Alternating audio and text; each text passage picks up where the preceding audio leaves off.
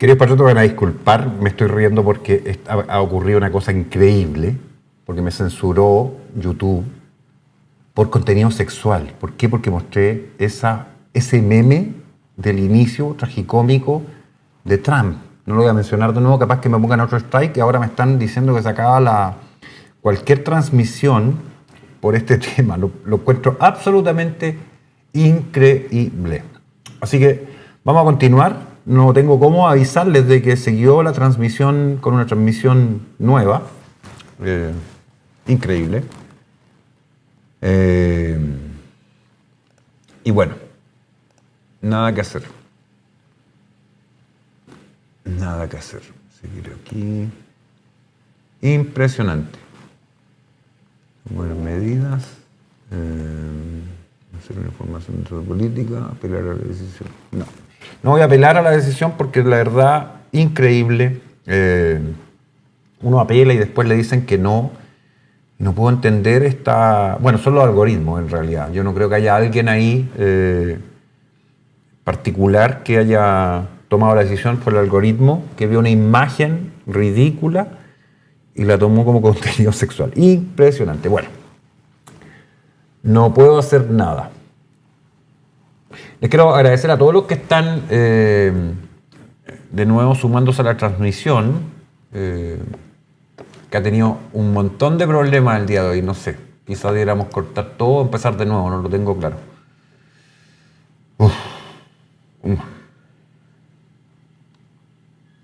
Sí, en YouTube se cortó, entonces corté todo y por ende se cortó también en Facebook, les debo decir. A ver si es que puedo compartir la transmisión a algunos amigos en WhatsApp. Muchas gracias. En serio, ¿no? En serio, vamos. Voy a empezar de nuevo. Voy a empezar de nuevo. Sí, voy a empezar de nuevo porque esto fue una tontera. Realmente es impresionante el nivel de estupidez del algoritmo. Pero bueno, ya fue. Nada que hacer. Volvamos a hacerlo de nuevo nomás, no importa. Yo creo que vale la pena retomar esta tontera. Lo voy a hacer más rápido. Si yo me tomé media hora, 1 hora en presentarles la primera parte para perder todo. No es que hayan denunciado, quiero volver a explicarlo. Pusimos un meme idiota al inicio del programa que era tragicómico y lo pusimos a partir de una manera más tragicómica y bueno, el algoritmo lo censuró porque tenía contenido sexual. Ustedes entenderán que, bueno, no es muy brillante el algoritmo. Vamos a ver si es que podemos volver a retomar la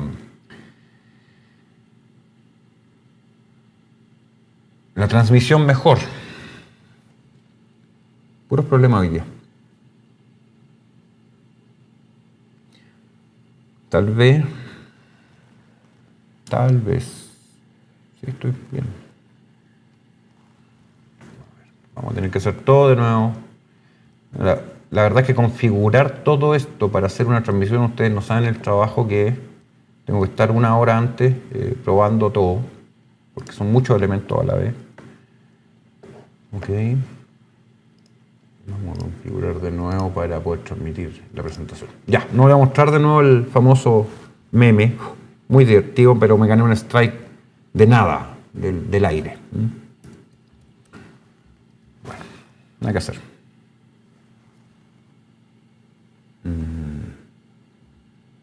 Partamos de nuevo entonces. Les pido disculpas a todos, pero sí, vamos a hablar de Chile. Ya viene eso. Muy súper corto lo voy a hacer ahora porque la verdad hacerlo completo de nuevo ya lo había hecho y molesta un poco. Entonces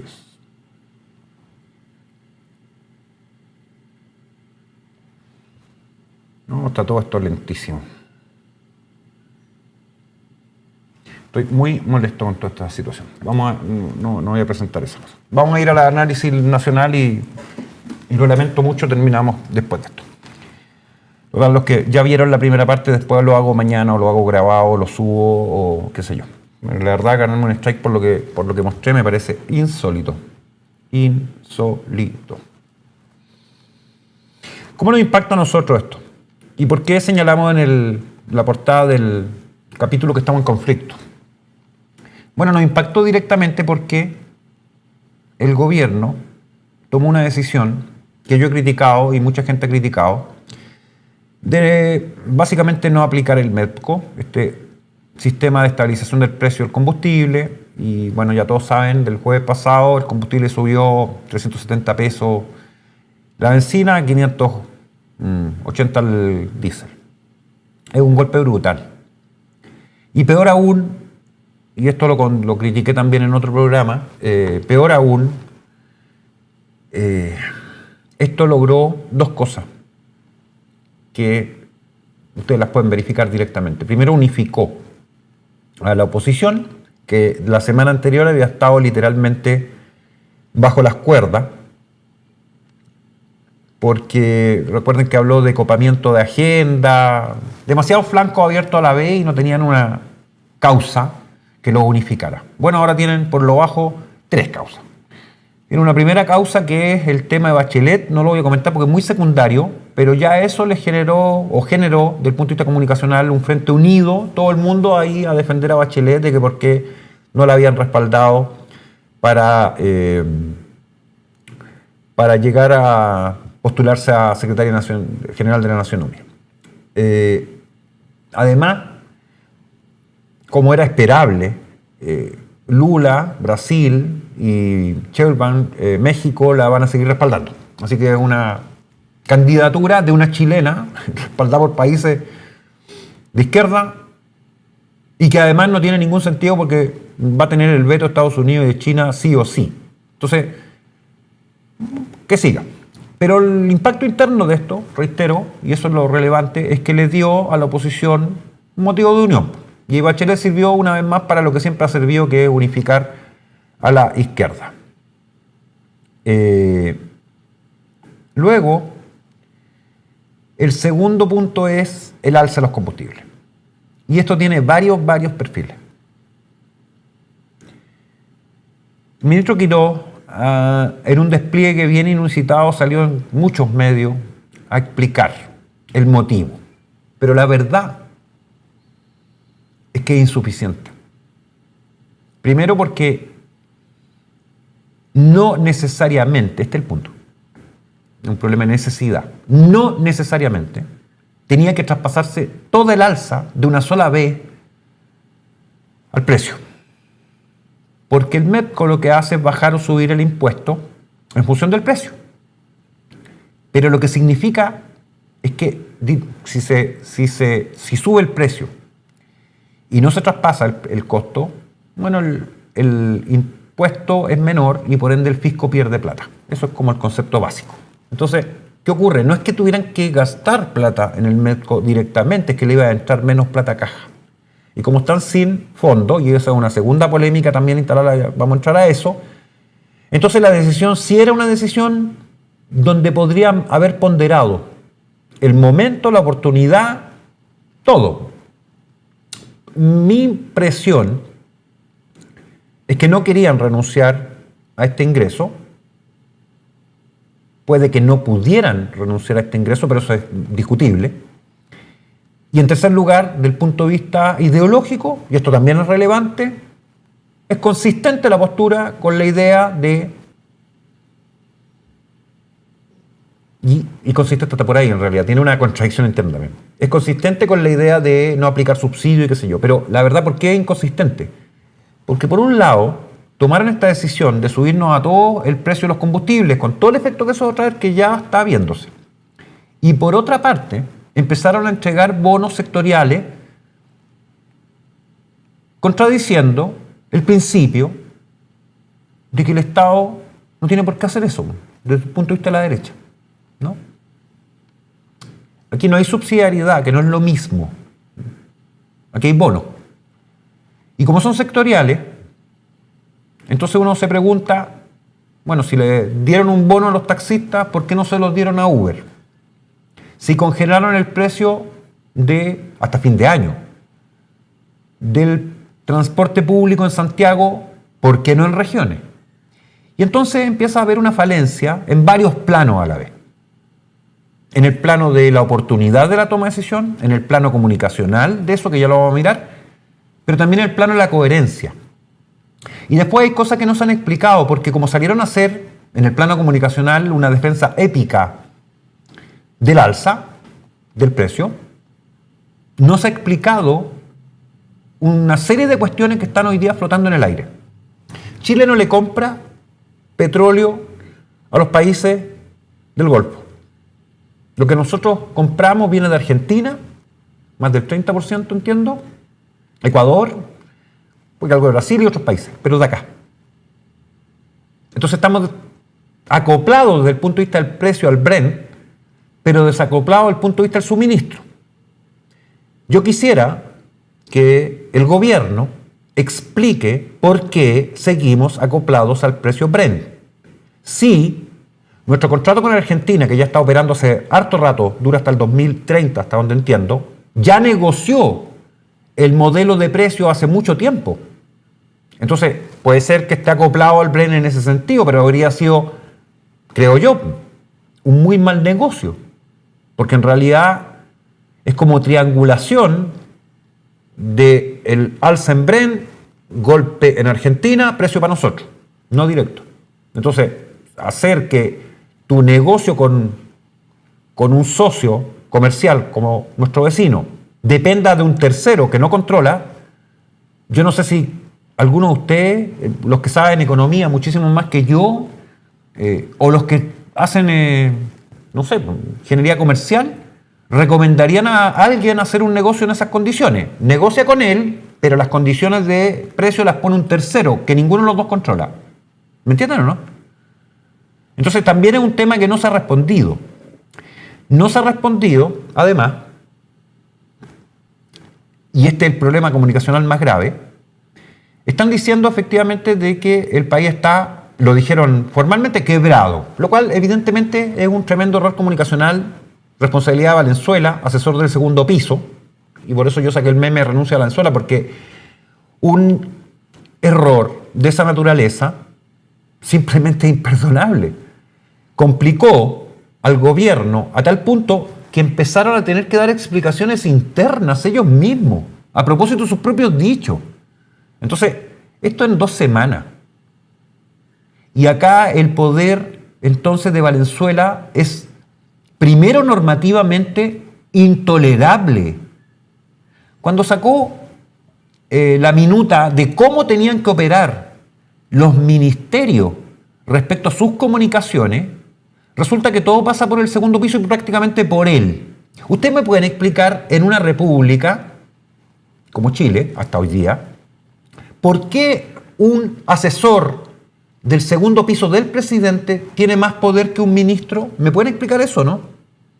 ¿Por qué este señor pautea a la ministra, secretaria general, no, vocera, Mara Cedini, para decir lo que tiene que decir en la forma, además, que tiene que decirlo, con evidente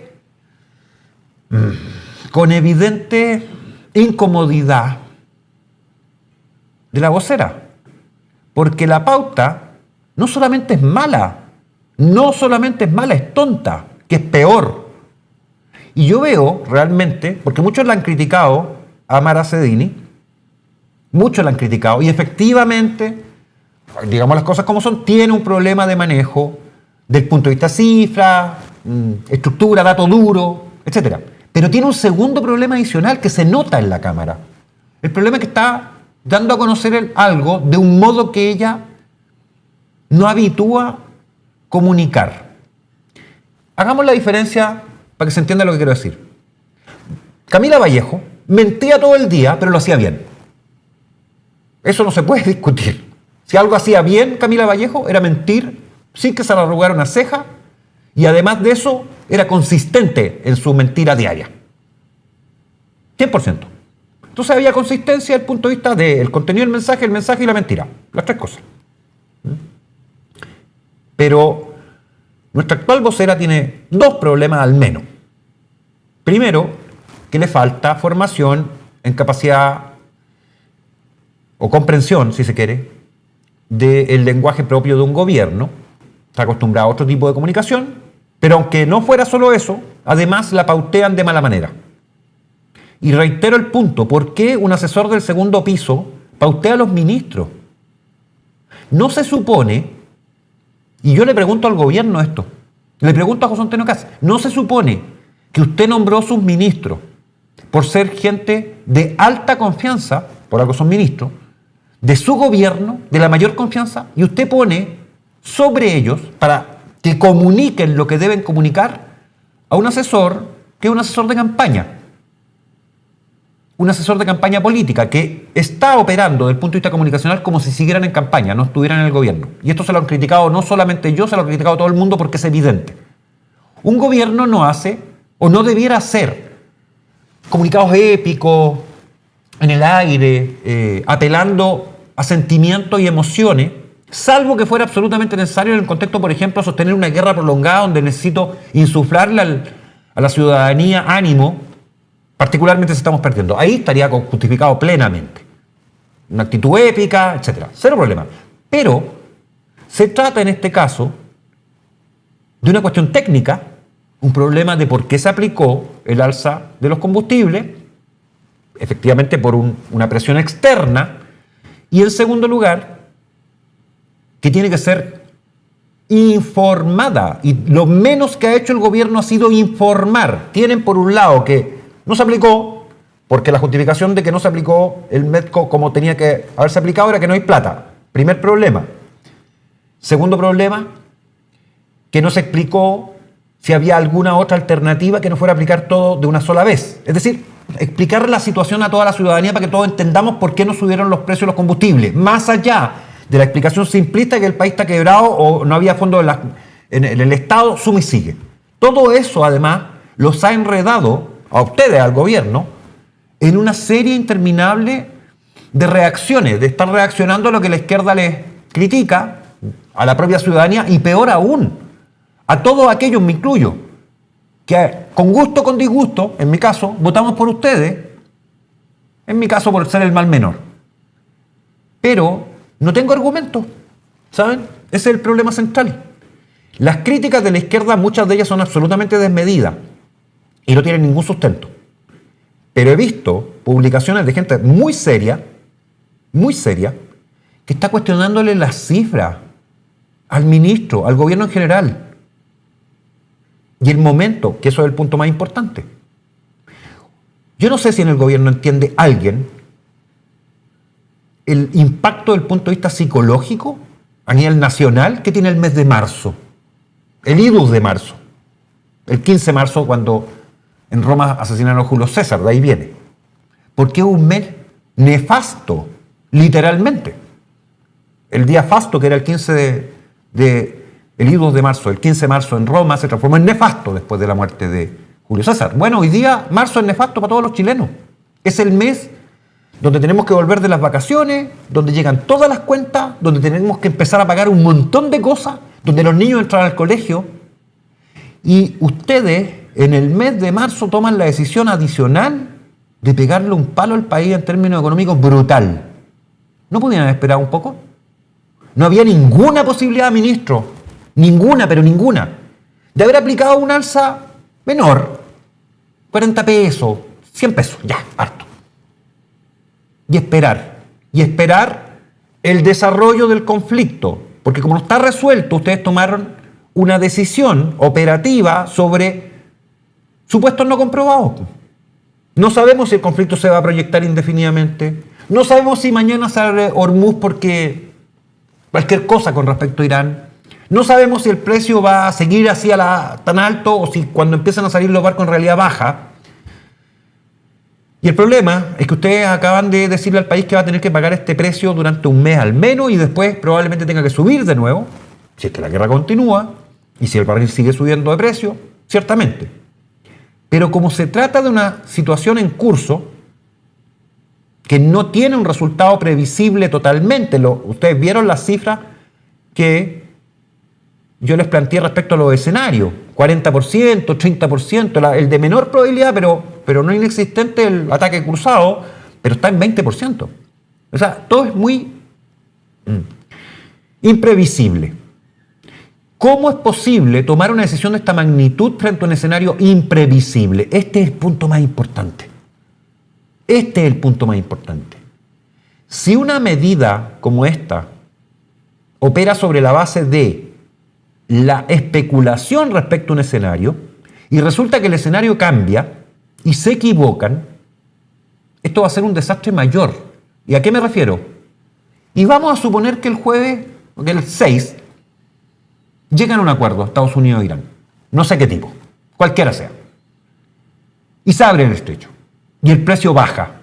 No sé si tanto, pero basta que baje en 114, 116, 117, $90. Estaríamos en estas 2 semanas, bueno, la semana, ya habiendo asumido un sobreprecio injustificado. Y si más encima vuelve después a bajar, porque ya se normaliza la situación, que es un mes, ¿ya? ¿Qué le van a decir a Chile? Si es que esto pasa, es un escenario, yo sé, pero se pusieron en el escenario de que se resuelve el conflicto y baja el precio, y ustedes van a tener que justificarle al país que nos cobraron un precio de más por ser apurones, acelerados, atarantados. Al ministro le quiero preguntar si cuando hace negocio toma la decisión cuando todo está fluido, líquido, o toma la decisión cuando el escenario está claro. Esto es una pregunta fundamental, ministro. Porque usted me puede justificar y justificarle a todo el país que tomó la decisión en el mejor beneficio de todos los chilenos. Y yo le creo que lo puede haber hecho con esa intención. Estoy de acuerdo. Proteger la caja fiscal, no hacer gastos, etc. Pero ¿y si cambia el escenario, ministro? ¿Y si se equivoca? ¿Tomó en consideración el escenario, por último, en menor probabilidad? Hay paz. Salió el petróleo, bajó el precio. ¿Lo tomó en consideración o no? ¿Y por qué se lo estoy diciendo? Puede que no pase. Es un escenario de baja probabilidad de que lleguen a la paz. Yo creo que se van a atacar. Esta es mi opinión personal. Y se van a sacar la mugre. Y vamos a tener otro problema adicional, porque ya lo mencioné antes que se cortara o me banearan por contenido sexual. Pero bien, vamos a tener otro escenario donde ya el problema va a ser sistémico, porque Hormuz da lo mismo que está abierto, no va a haber producción. El peor escenario posible. Y se proyecta. En ese escenario, yo creo que sí, es posible de que esta medida anticipada evitó problemas mayores a futuro. Pero es un escenario, no es una realidad aún. Y no sé, que yo entienda, uno no toma una decisión de esta magnitud con escenarios que son abiertos. Entonces vuelvo a preguntar, ¿por qué no fue ponderado de que si hay un escenario sin resolver, no se toma una decisión terminal de esta magnitud y se la aplica? ¿Y sabe por qué además? Porque ustedes están súper complicados de explicar esto en todos los frentes posibles, que ya puede ser, y además la han expresado un montón de gente por todas las vías y medios posibles.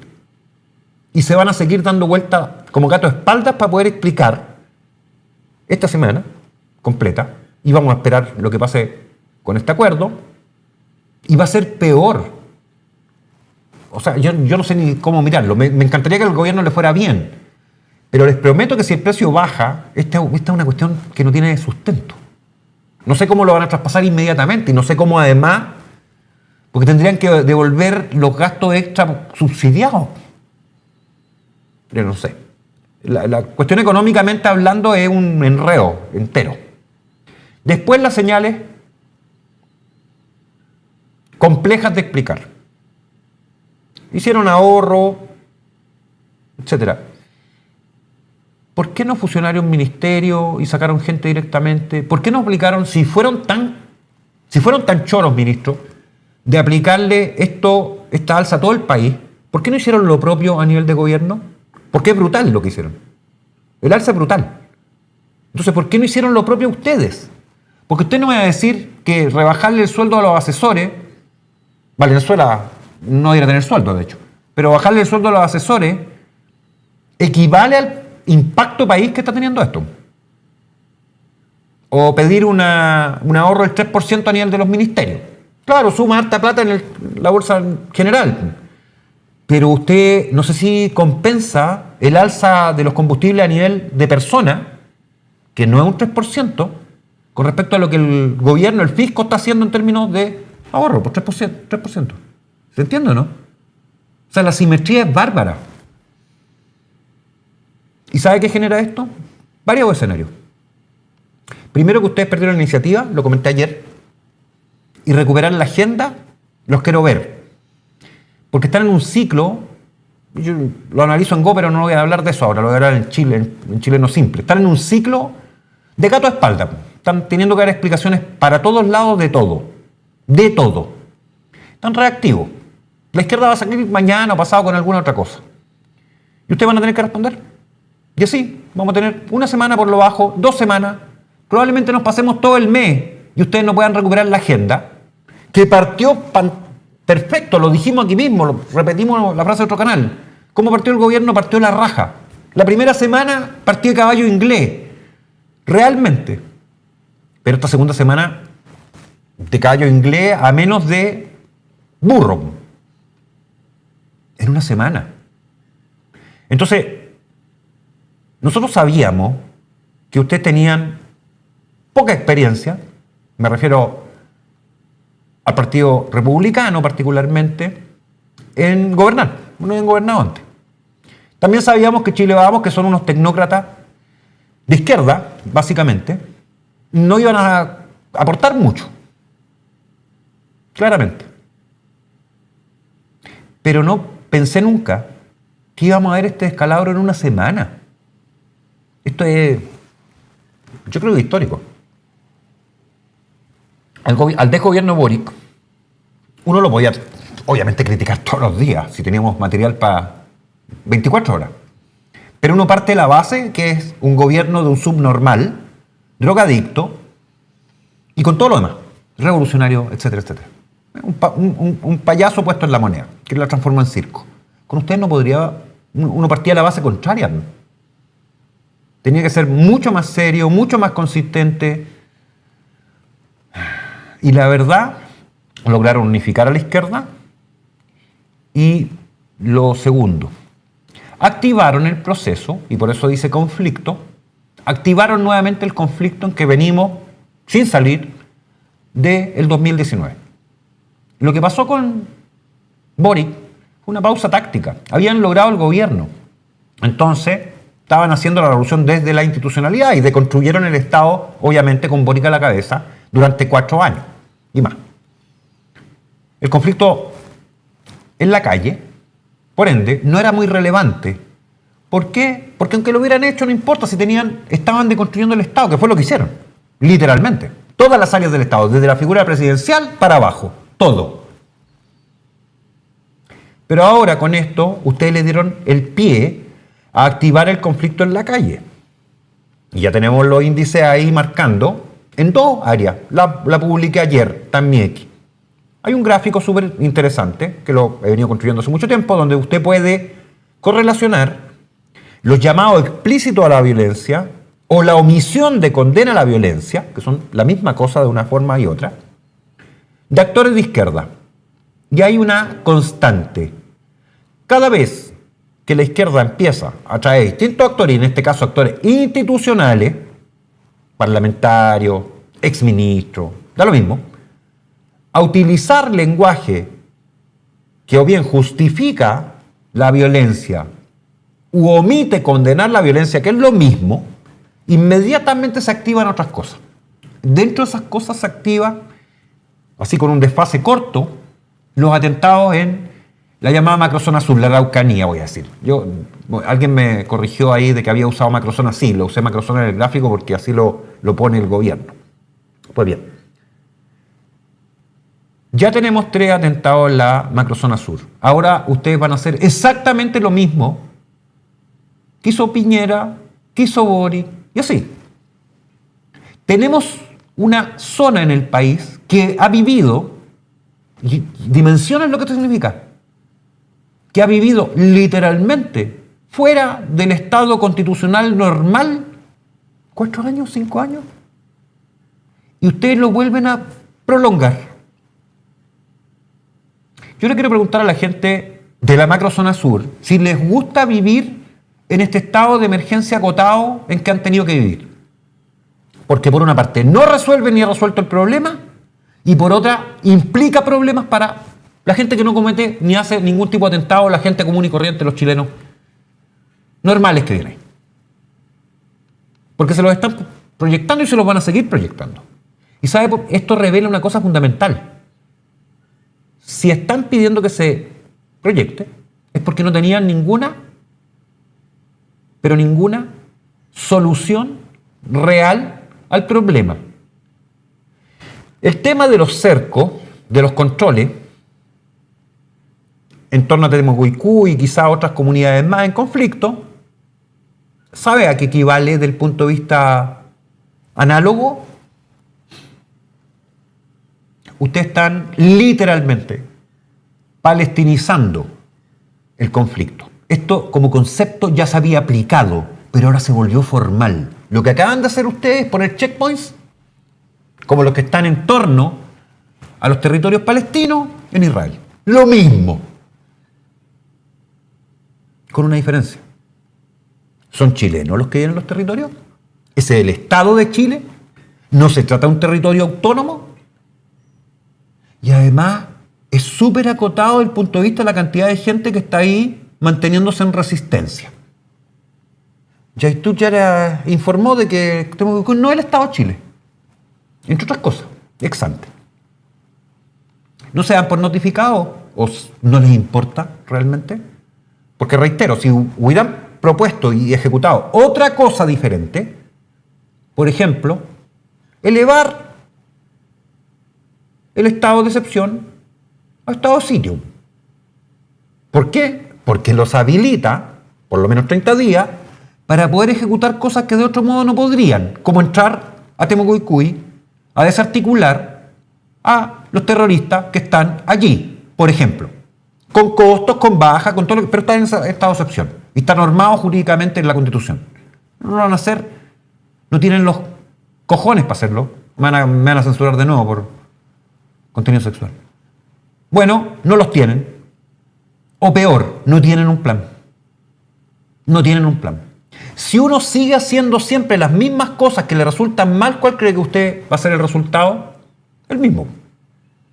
Entonces, solo les advierto que va a recrudecer, hay un desfase, pero va a recrudecer el tema del atentado de la Araucanía. Porque puede que me equivoque en la cantidad, pero uno al mes es el piso normal en este minuto. Normal. El año pasado teníamos 2 y hasta 3 por mes. Aparte de escalamientos mucho más agudos como el asesinato de los 3 carabineros en Tirúa. La ejecución, literal. Y cuando empiezo a mirar el panorama completo, pasó esto. Ustedes estuvieron al país mirando la frontera norte la primera semana, con intervenciones bien puntuales a nivel de Santiago, que se notaron mucho. Por ejemplo, está muy contenta toda la gente porque puede caminar por la Plaza de Armas. Fantástico. No sé cuántas responsabilidades del gobierno, cuántas responsabilidades municipal, pero es una buena señal. En torno, digamos, a la moneda y todo el casco histórico. Intervinieron en MEX, pero eso también tuvo que ver la Municipalidad de Santiago. Y así, en lugares sumamente visibles y notorios. Y claro, era como importante porque había que mostrar este cambio. Me parece bien. Pero es cosmético. Porque es lo que todos podemos ver. El problema no está ahí. Son problemas los que hay ahí. Efectivamente, había que echarles mano. Pero es cosmético. La toma de sectores, las zonas autónomas temporalmente liberadas, que están en Temucuicú, que están en los campamentos, que están en las zonas controladas por el narco, siguen operando, como si nada. Yo les prometo que desde el punto de vista interno ni siquiera saben que cambió el gobierno. ¿Tienen un plan para eso? Y esto conecta con el otro problema que tienen. El problema de la ministra Steiner, de seguridad. ¿Por qué? Porque en la misma semana donde empezaron a cometer todos estos errores no forzados, más encima explota este problema personal de la ministra por haber pedido que se removiera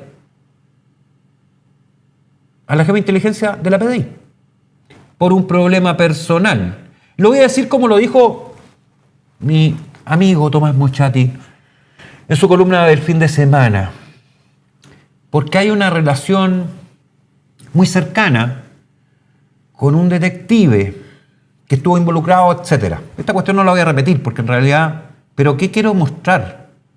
¿Entienden cómo inmediatamente degradó la discusión casi a nivel Monsalve, si me entienden o no?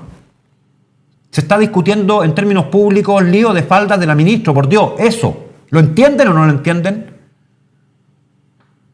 Y no es que uno lo condene o lo critique, no, porque no ha habido el nivel obviamente de un Monsalve. El problema es la degradación del nivel en general, en una semana. Entonces, ¿qué va a ocurrir con esto? Que probablemente se va a cortar por el hilo más delgado y este detective va a tener que irse. Lo más probable.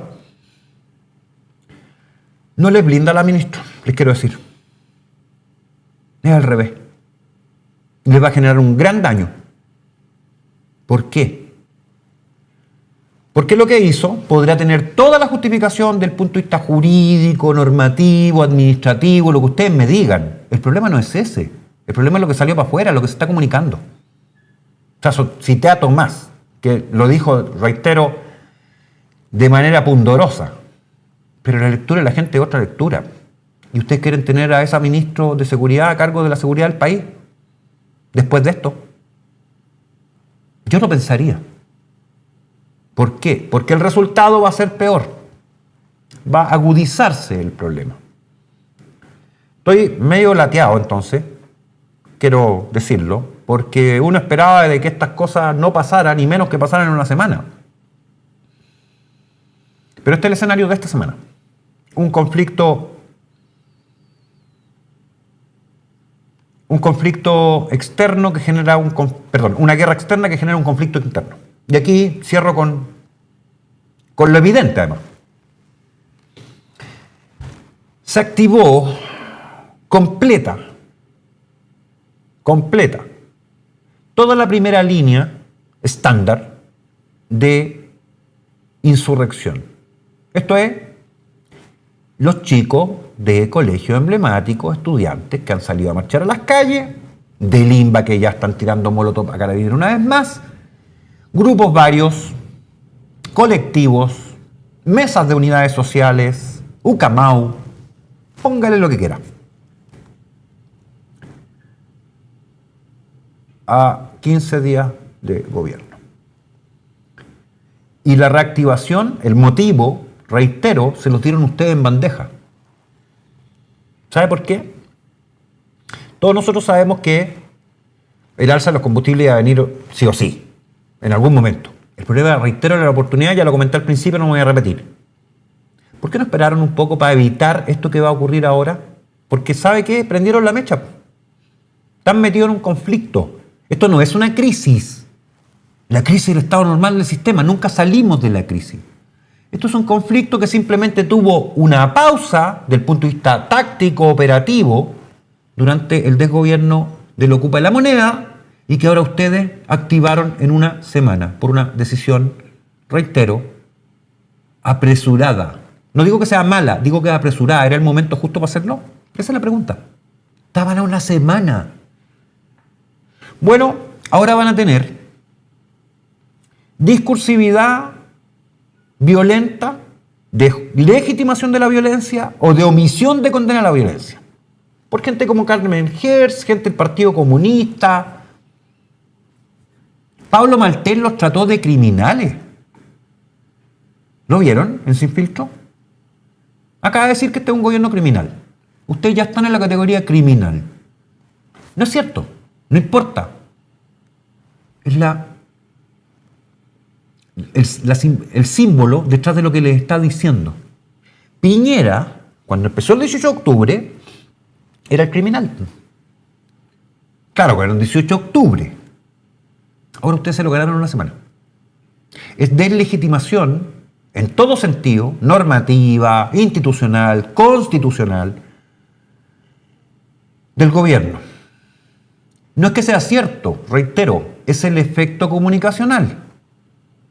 Si están diciendo eso, o, por ejemplo, como el Partido Comunista, porque siempre hace lo mismo. Los estudiantes tienen derecho a manifestarse y protestar, están parados por la Constitución. Señor, si no me interesa, yo sé que están parados por la Constitución. Todos los chilenos sabemos que podemos salir a protestar pacíficamente, legítimamente. Pero usted no condena la violencia. Ese es el punto. Usted está diciéndome algo que es evidente, que es de perogrullo. ¿Se puede protestar en Chile? Sí. ¿Qué no se puede hacer? Bueno, uso de la violencia como medio de acción política. Pero el Partido Comunista no condena y jamás ha condenado aquello. Y hay mucha gente más en la izquierda, todo el Frente Amplio, y mucha gente del socialismo democrático, que tampoco lo hacen. Porque el problema no es decir que tenemos derecho a protestar. Eso está amparado constitucionalmente, no me está diciendo nada nuevo. Es así. El problema es que no condenan la violencia. Y eso es tan grave como avalarla. Son las dos cosas. De Dauno Totoro que llame a incendiar la pradera es normal. Del profe Artés que lo dijo antes, incluso, es más que normal, es parte del ADN. Pero de actores que son institucionales, exdiputados, parlamentarios, ministros, el no condenar la violencia es avalarla, es ampararla. Bueno, ustedes le dieron en bandeja que tengamos una revuelta en curso, una insurrección que va a empezar a tomar cuerpo, por entregarle el argumento. Y es el argumento calcado de los 30 pesos, lo mismo. Y acá viene el problema además. Tienen por un lado aplicarle al país este palo de alza y por otro lado tratar de justificar que es correcto desde el punto de vista macroeconómico la rebaja en los impuestos a la empresa. Eso genera efectivamente mayor inversión y al final se recauda más. Está perfecto. Pero ¿sabe qué? El problema es que si ustedes querían mantener el conflicto en un nivel económico, todo debió haber apuntado a eso. La justificación económica, el momento económico, las alternativas posibles económicas y cuál era la mejor alternativa. Era una explicación técnica, 100%. Pero viene de la mano con mirar para atrás, primer problema de la minuta. ¿La culpa es de Boric? Sí, todos sabemos eso. No era necesario siquiera repetirlo. Era evidente. Pero eso es mirar para atrás, usted está peleando con el pasado. Hay amigos míos que les gusta pelear conmigo por cosas que yo hice hace 25 años atrás, 30 años atrás. Se llama arqueología política. A mí me encanta la arqueología. Hacemos un programa, Ruta de Nuestra Geografía Sagrada, donde hacemos cosas de arqueología. Pero de verdad, estamos investigando sitios prehispánicos. Pero en política, la arqueología política solo sirve para mirar para atrás y decir, mire que lo hicieron mal. No proyecta futuro. No va hacia ningún lado, está mirando para atrás. Ustedes con esto, de echarle la culpa a Boric, en la forma que lo hicieron, están mirando para atrás. No están mirando adelante. Yo le quiero preguntar al presidente esto. Súper simple. El proyecto, el conflicto, la guerra, se va a proyectar, lo más probable, este mes completo. Ya nos va a sumar un punto de inflación, mínimo. Mínimo. Si se proyecta un poco más. Si no se resuelve, peor. No le quiero preguntar, entonces, ¿cuánto va a ser lo que vamos a crecer? Le quiero preguntar al revés. Con el impacto del alza de los combustibles en toda la cadena de transporte, alimentos, canasta básica, servicio, etcétera. ¿Cuánto me pueden proyectar de que vamos a tener que terminar pagando en inflación a fin de año? Esa es una pregunta que me interesaría. Porque si ustedes me dicen, mire, vamos a hacer todos los esfuerzos para que la inflación no suba más allá del 4%. Estoy siendo optimista. Ya, nos ponen un horizonte y entendemos de que lo que están tratando de hacer es contener que se encarezcan las cosas todos los días. ¿Le dijeron eso a Chile a ustedes o no? ¿Le pusieron un horizonte deseable?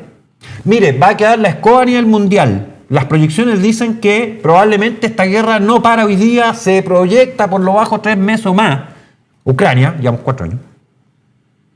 Pero Chile tiene esta meta. ¿Nos va a hacer daño? Sí, pero no tanto, porque vamos a hacer esto y esto y esto y esto. Ustedes están poniendo parches. Estas soluciones que están dando las tomaron tan rápido, o las desarrollaron tan rápido como la mala idea de traspasar todo el costo. Los subsidios, los bonos, todo eso. Son parches. Mi impresión es que primero, ninguno en el equipo de gobierno estaba mirando lo que pasa afuera. Porque si algo era previsible de hace un mes atrás, es decir, literalmente de antes que el gobierno asumiera, por lo menos una semana, era que este conflicto era grave. Ya habíamos tenido el año pasado la guerra de los 12 días, menos mal que duró 12, donde estaba la muestra evidente de lo que podría ocurrir. Bueno, ocurrió. Nadie mira eso. No tenemos en Chile inteligencia, la ANI u otro organismo que se preocupe de mirar lo que pasa en el mundo antes de que ocurran las cosas, para que las autoridades, los tomadores de decisión tengan alguna idea de los escenarios que pueden ocurrir. Cosa que no tengan que estar saliendo con 2 o 3 días, porque así fue de rápido, a tomar una decisión que afecta a todo el país. Esto, la verdad, a mí me deja enormemente desolado, triste, porque mientras sigamos como país, ni siquiera como gobierno, como país, operando de esta manera, no tenemos vuelta, vamos a tener que salvar por fuera. ¿Sabe qué está pasando en Paraguay? Le cuento. Paraguay es un país chiquitito, tiene 7 millones de habitantes más o menos, es como la ciudad de Santiago, nada más. Grande, ganadero y productor de carne. Perdón, productor de carne y agrícola. Esas son las 2 áreas más importantes del país. No tiene mar. Está creciendo al 7%. Ha disminuido la pobreza extrema. Creo que están en el 3, 4 o algo así. No, las cifras no me acuerdo exactamente. Paraguay en este minuto es un país refugio de capital extranjero. Está haciendo lo que Chile hizo hace 30 años atrás. Regio le está yendo. Y lo golpeó a ellos muy parecido a nosotros este tema del alza de combustible. No hicieron lo que hicimos nosotros. No hicieron lo que hicimos nosotros. Es de este porte. No tiene petróleo. No tiene refinería. Y de paso, a propósito de la refinería, el tema de ENAP, que es el gran responsable de, entre otras cosas, el precio del combustible en Chile, no se resuelve gobierno tras gobierno. Esto es como Codelco, es un elefante blanco en este minuto. Recuerden que el papá del desquiciado trabajaba ahí. Eso les da la pauta, ¿cierto?, de cómo opera ENAP. Pues bien, ¿le van a meter mano en ENAP? Esto es una pregunta crítica, porque esta cuestión de ENAP, les prometo, 15 años atrás, por lo bajo, que me tocó hacer un informe ENAP, ya era un desastre y sigue siéndolo. Todos los días. Y ahí trabajan y viven y tienen unos sueldos. Un montón de gente que no sé qué hace. Dudo que hayan metido un dedo al petróleo alguna vez. Bueno, en suma, tenemos un conflicto externo sin resolución, por lo menos clara, esta semana. Lo único que va a pasar esta semana es que, por anga o manga, algo puede pasar. Salvo que Trump tome una decisión de otro tipo, no sé. Pero tal cual es tal escenario, tiene 3 posibles soluciones. Acuerdo, difícil. Ataque, limitado, muy probable que continúe entonces el conflicto. Y ataque masivo, con destrucción mutua asegurada prácticamente. Desde el punto de vista que Irán va a intentar que el costo de todo el planeta sea tan alto, y lo está haciendo, que el conflicto se vuelva absolutamente inviable en su proyección. Ahí tienen los escenarios. Una semana. Mi pregunta para el gobierno es, ¿están pensando en esos escenarios o en otros? Todas las alternativas que vamos a tener que tomar en consideración para que este año, a fin de año, no sean los, como le dijeron en Sin Filtro, porque los desprecian, los tontos útiles, le dicen, a los que salen a protestar. Yo jamás he tratado de tontos útiles a la izquierda revolucionaria, porque no son tontos útiles. Primero, porque no son tontos. Y segundo, porque sí son útiles. A la causa revolucionaria son útiles absolutamente.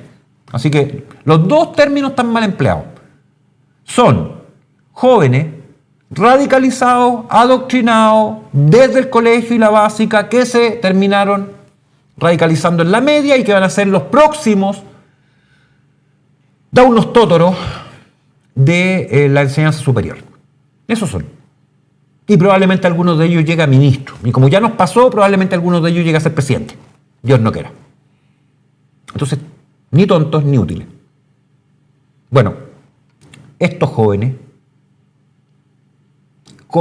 ¿qué horizonte tienen? Potencial. No muy bueno. No muy bueno si el país sigue como va. No muy bueno si no logramos tomar un nivel de producción, de economía mejor. No muy bueno si la calidad de la educación sigue así como está, que está en el piso. No muy bueno. El problema de los gobiernos y el problema de toda esta gente que nos ha venido gobernando es que creen que son para siempre. No. Los países son, probablemente, para siempre, si es que lo logramos. Estos jóvenes de hoy día son los revolucionarios de mañana y son los funcionarios de pasado mañana. Los mismos, porque sigan el Frente Amplio, que hoy día están todavía incrustados en el Estado. ¿Le ven salida a Chile cuando los liceos emblemáticos del país hoy día son un criadero de jóvenes radicalizados? Este es el punto de mirar para adelante. Entonces pueden solucionar un montón de cosas. Pueden mejorar la economía, pueden mejorar así con esfuerzo de todo Chile, no de ustedes, no del gobierno. ¿Ya? Pero en este minuto el futuro de Chile está hipotecado por la izquierda. Hipotecado. Por eso el Partido Comunista, entre otras cosas, se metió al Ministerio de Educación y todavía sigue ahí porque está en el colegio de profesores y porque la mayor parte de los profesores son de izquierda y eso me sigue. Es la hipoteca del país. Así como vamos, no necesitamos tener otro Boric para que Chile realmente caiga al abismo. Es simplemente no hacer lo que se debe hacer cuando se debe hacer. Y el gobierno esta semana demostró que no sabe cuándo hay que hacer las cosas. Queridos patriotas, nos vemos el próximo domingo. Disculpe todos los problemas. Chao. RST Chile, Radio y Televisión Santiago de Chile, presentó Análisis Semanal.